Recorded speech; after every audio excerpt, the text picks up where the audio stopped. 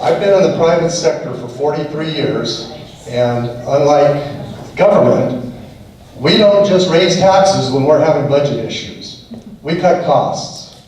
We eliminate overtime. We eliminate non-essential travel, non-essential expenses, until we are able to meet our budget. And when things start flowing green again, well, then spending goes good again. But we don't just increase taxes or do things like this kind of a project. We tighten the belt.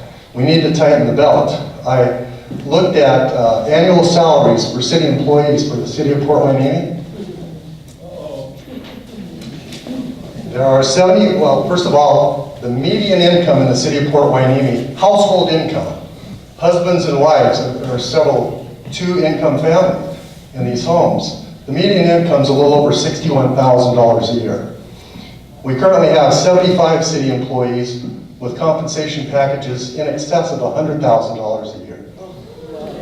We have 11 city employees whose pay and benefits are $200,000 plus per year.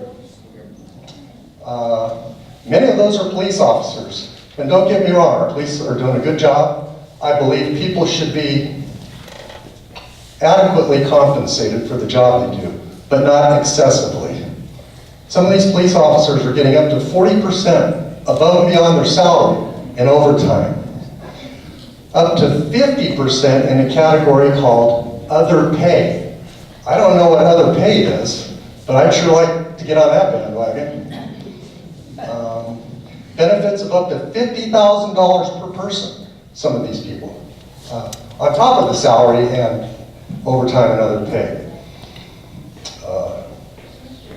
You've made that point. Yeah, I mean, what I would recommend is that we get an independent budget review, and let's see what we can do to reduce costs before we start giving away our beautiful, quiet, quaint community, which is the reason we're all living here. It'll ruin the city forever. And I don't know if it would be possible, but I understand the desire to have a beachfront hotel. What about somewhere a little further south between the power plant and, say, Surfside 3? It's Oxnard. Is it Oxnard? It's Oxnard and it's protected. Okay, all right, well, that idea is out, but it would be nice to have something that would block that horrible.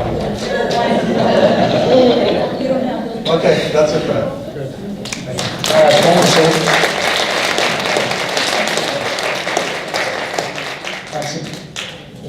Good evening, everyone. I have a question. How many of you shop at Smart and Final? What's your name? Francine, as he said. And how many of you shop at Smart and Final across the street? Everyone shops at Smart and Final? About half the room. How many of you shop at Seabridge? The Vons, the shopping area, Pizza Man Dan's? That's the other half of the room. You know how much money the city gets? That much. City of Port Hueneme receives from the State Board of Equalization less than $1 million a year in tax revenue. That means people are not spending money here in the city of Port Hueneme. How many people here shop in Port Hueneme? How many? No doubt that you do. Thank you. Yes, no doubt that you do. As I said, you were 1 million. Here make a Hey, point. sir, I wasn't rude to you. Sir, I wasn't rude to you when you spoke, so can I please have my time? I didn't do this to you for your statement. So please respect my time, sir. Go for it. So when the city looks at things, You live in Port Hueneme. I work and I used to live and now I live in South Oxnard. And I shop here. That makes sense. No, I'm not a city employee. She's not a city employee. Let the lady speak, please. So the city, when figuring out how they're going to pay for things, they look at their income, their revenue. Revenue being taxes, property taxes, special taxes from the state, things like that. And they look at what the residents want. What did the voters say they wanted to have? They wanted increased services, increased programs, increased services in parks, and at the end of the day, they want to appease the constituents. That's what most elected officials are trying to do, to get reelected. But in doing that, they don't foresee the backlash of things. The money's good today, but no one plans for when the budget goes bust. So when the budget goes bust, they start looking at revenues. They start calling the state agencies saying, are we sure we got all of our tax revenue we're due to us? They start calling the federal, hey, did we get what we're gonna do? And then they have to figure out how they're gonna say we're gonna cut services. And then they have to figure out what are we gonna do to pay the day-to-day bills. That's basic public administration when figuring out what we're going to do. As far as the employee costs, you can look at Department of Labor standards of incomes for city employees. But what a lot of people fail to realize about government is that when everything, private business, and other things fail, who has to come to the rescue? Government. When the housing went bust, when the banks were too big to fail, who had to do the bailout? The taxpayers and the government. When insurance doesn't pay, or you can't get insurance, who has to bail you out? Government. Government has to pay for those services. And a lot of people forget that about government. They're here to do two jobs: administer the taxes and administer what we're paying for, what we pay to every year when we do our taxes. The other thing we have to figure out is when they're paying for services that we're requesting. I live here or I live there, and this is what I want. And there's just not enough to go around. So the real conversation has to be, if we cut this now, what's the blowback? Blowback is a long-term effect of a problem. Like homelessness, the blowback is when we closed our state hospitals and released all those people. We're now paying a very dear price for that, between first responders, police, and our tax dollars to services. Now, I'm not saying I agree, disagree, or what with this project. And there's a natural shoreline that doesn't go with this. This isn't the natural beach. It's further back, as many of you know, as you all learned when that street was crumbling. And that was a big issue. And we have to sit down and have a real conversation with the city and say, what are we willing to give up to not have to do this? And it has to be a real conversation, a real plan of execution, and what's going to be the real long-term effects. Because after you're gone, the next set of residents and the next set of residents, because how much are we paying for the people before us? Because I'm paying a lot right now for the people before me, and my kids are going to pay double that. So it's a real conversation to have. And I hope a lot of you really put the time and energy into figuring that out. Thank you.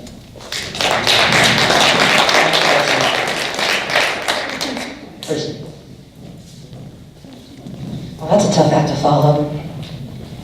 My name is Tracy Sisson Phillips. I reside at 1793 North 5th Street in Port Hueneme. My backyard is on Ventura Road. I was asked earlier this evening, are you a city employee? I see you in a lot of things. And no, I'm not a city employee. I'm the CEO of the Chamber of Commerce in Port Hueneme. And let me be clear about two things about the CEO of the Chamber of Commerce in Port Hueneme. One, it's a part-time gig. And two, it doesn't pay what you think a CEO would make. Especially compared to other chambers of commerce in our county and of towns of the same size in other areas that are more resort towns. I share a lot of your concerns with the increase in crime and the increase in traffic. I live on Ventura Road, my backyard, all day long. But I'm also not willing to get rid of the protection that our police department provides. And I think, Rod, correct me if I'm wrong, the number one expense in our budget is the police department?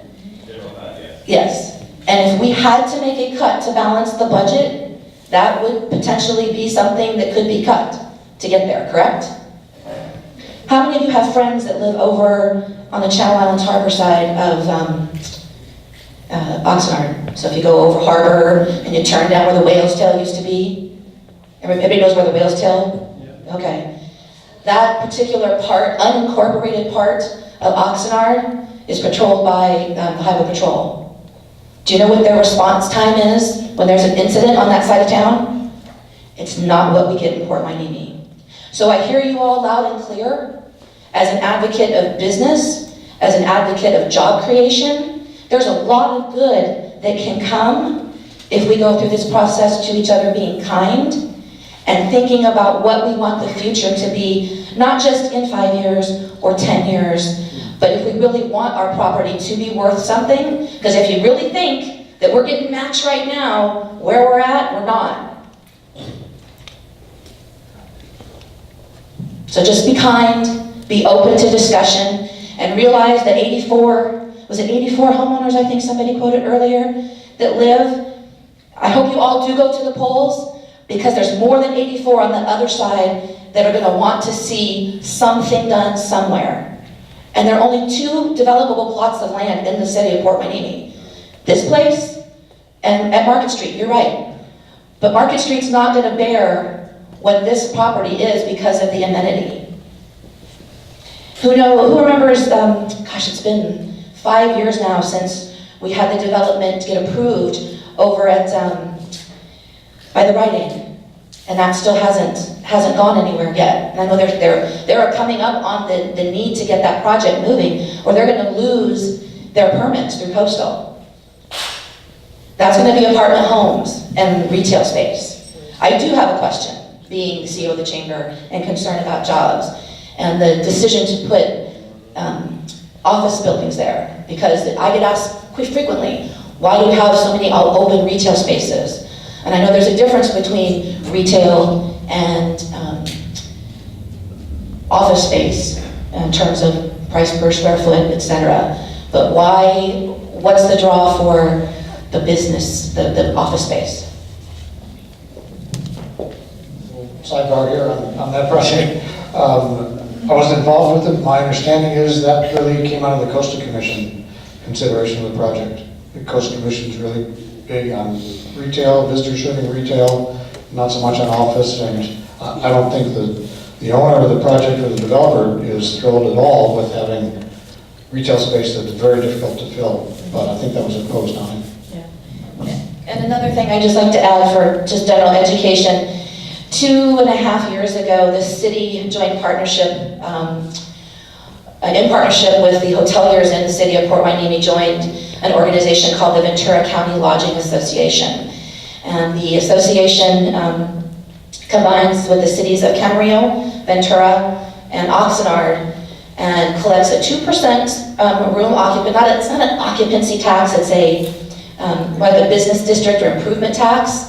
2% that comes to the visitors, comes from the visitors that come to Port Hueneme, and that money is actually put into a large fund. The 2% for the total of those 4 cities is in excess of $2 million a year.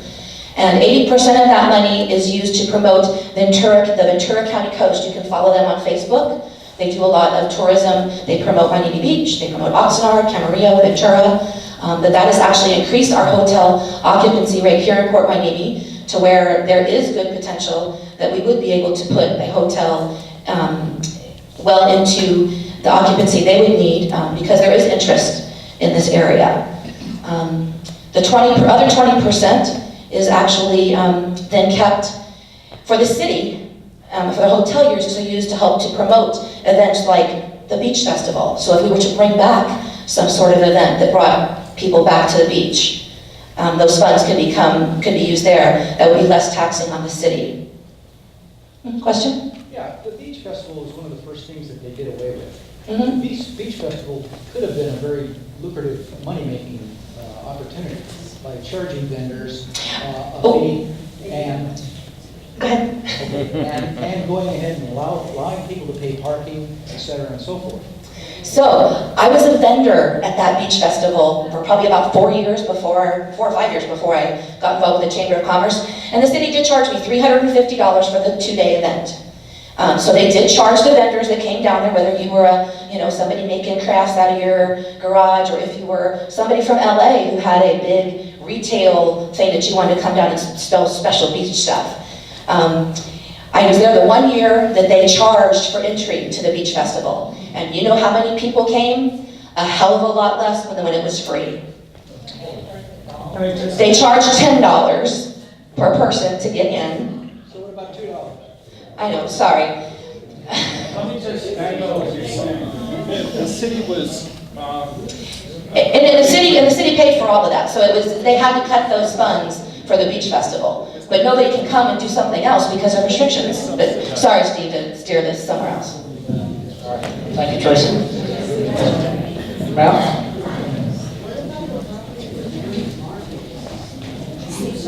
Could you remind me of the name of this developer?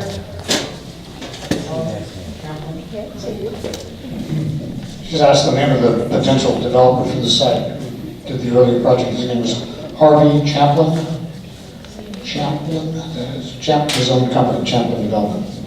I encourage everybody to look at his website. He is an uber-rich, very successful resort developer, the type of resort that absolutely does not belong in Port Hueneme. So go to that website and maybe send him a couple of emails.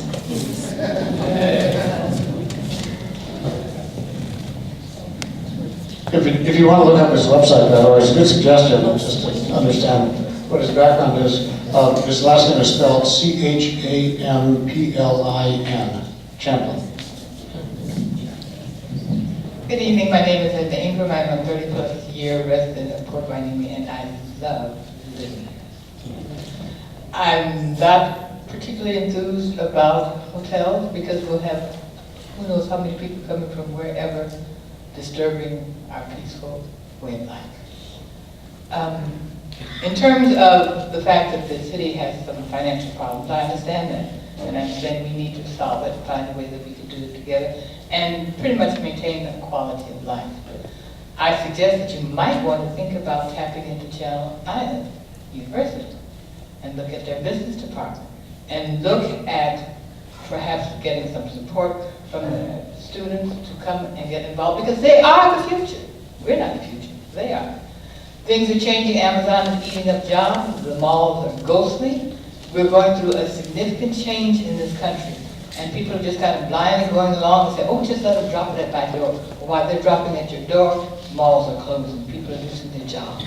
And there is no pushback. And I feel sorry because the people who own the malls have no vision in terms of what they're going to even do with that space and what they're going to do with that property. There are many, many, many jobs being lost because of Amazon, but nobody doing no pushback. So I think we need to have a conversation around many things that are very well integrated. One thing, it's all kind of a domino. When one thing falls, a lot of things fall along the way. And I think we are intelligent enough, creative enough to come up with some real solutions. And will the council members please learn to deal with one another and the city rather than by beating up one another? I'm very disappointed with the fact that we have gone through the process of elected people to run this city and they're busy squabbling among themselves.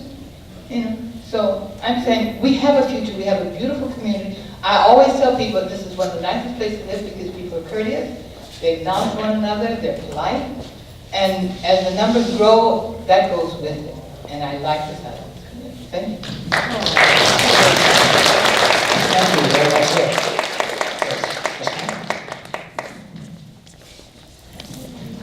My name is Cheryl McMichael. I've lived here since 1983. I've owned up to 3 properties here, and I'm a taxpayer.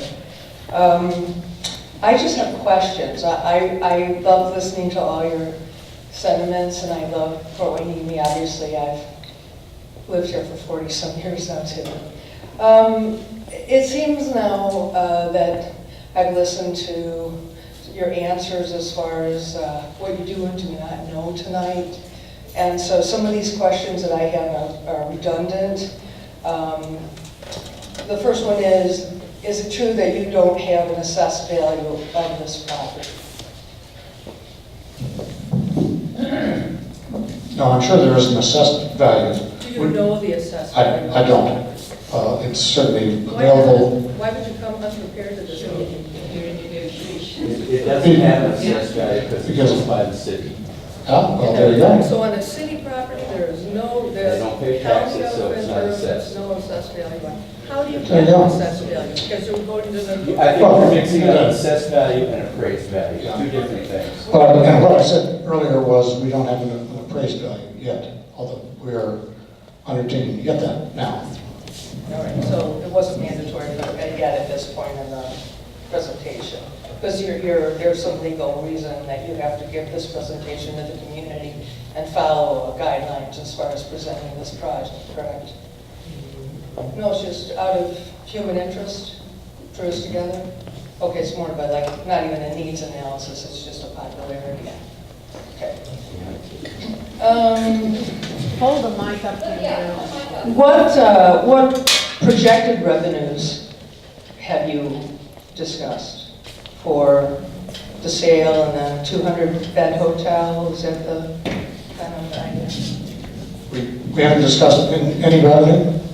As I said before, this is very early in the project. I threw out some numbers which were intended to give everybody just a sense of the order of magnitude of what might be possible from a project like that.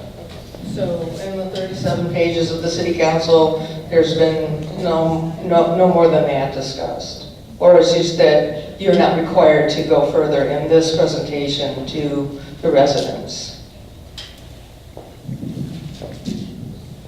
Your question was the price discussed before in those 37 pages? No. No revenue projections have been. No revenue projections have been made. That comes down the line, but we're It's hard not. to believe because the reason you're selling this project is because. I can't hear you. The reason they're selling the project is because of the projected revenues. So why am I not getting any realistic? Because we believe that the potential for projected revenues is high enough that it merits the city thinking seriously about looking into it. High enough. It's hard for me to go with the high enough, but I'll have to do that because at what point will you be able to provide us those answers? I can't tell you for sure now because we don't know where this is headed. It may head nowhere, in which case there won't be any answers. But,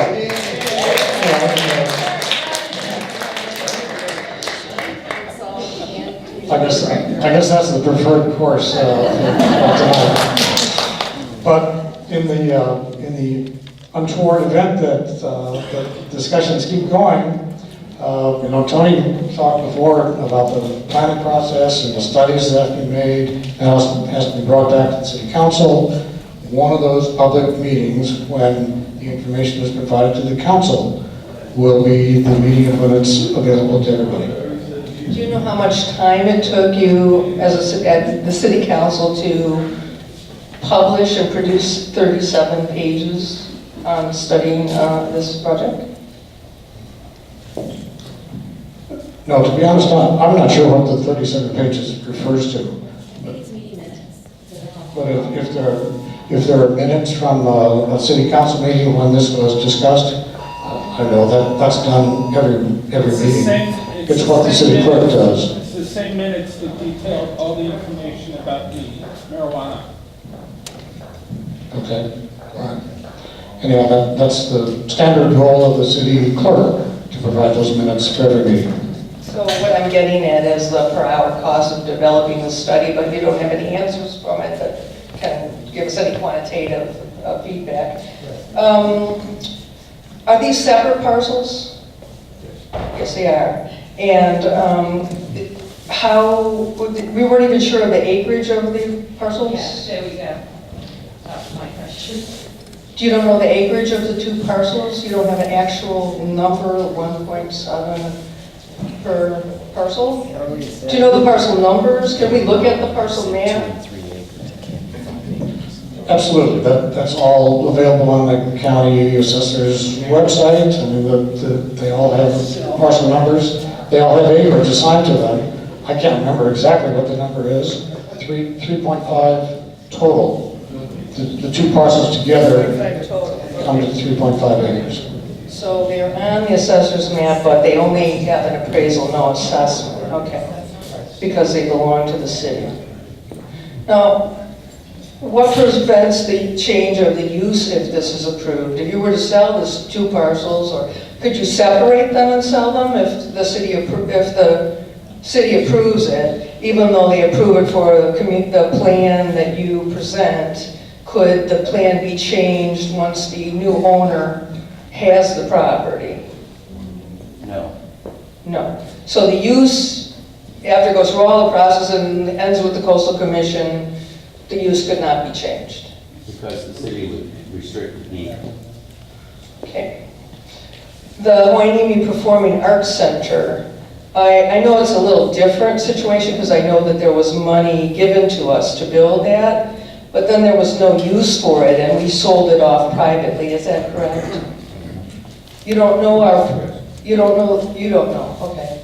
It's true. So if we build, if there was to go through and there's this huge project on the beach and it fails financially and they just go bankrupt somewhere in the building process, or who then is stuck with that liability of an eyesore or a non-revenue producing business? That's a good question that I'm going to defer for a minute to our city attorney, because he's got some wrap-up comments to be made, and I'll make sure that's part of what he talks about. All right, I'm almost done. A parking structure.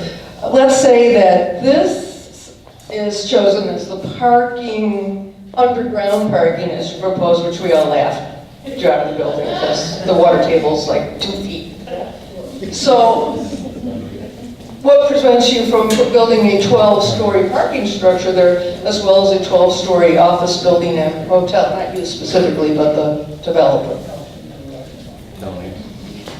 The zoning that pertains to the properties.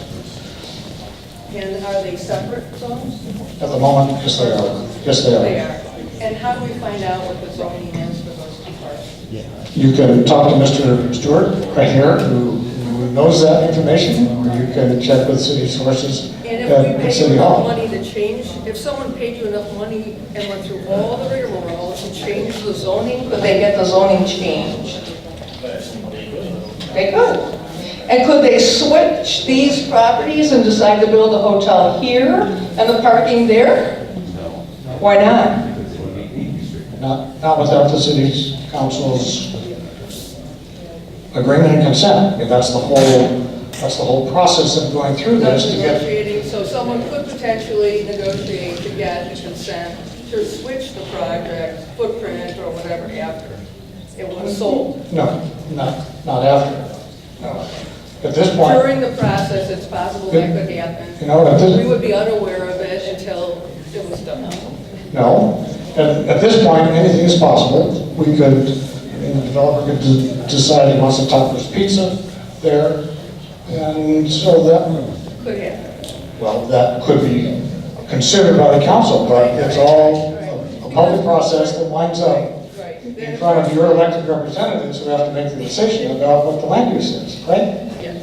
The process, in coming into this, I thought things were fairly smooth, and there weren't a lot of options available, but it seems that there are a lot of options, and so people better keep an eye on what's going on here. Thank you. Steve, what's the current zoning of those two properties? The current section goes, So this is basically PR, which would be park, recreation, parking, whatnot. So it's very limited in the type of use. It's So not it's residential. already zoned for that? Correct, Okay. right. This is the only CS zoned piece of property in the city. What that means is that it's basically port and recreational serving commercial. So it's very unique. It's not your standard C1 zoning, which we find in our shopping centers and whatnot. So this is a very unique piece of property that has already been singled out by the Coastal Commission for recreation type uses, such as a hotel, port serving uses or whatnot, which is why this is being presented to the meeting. thanks, Tom.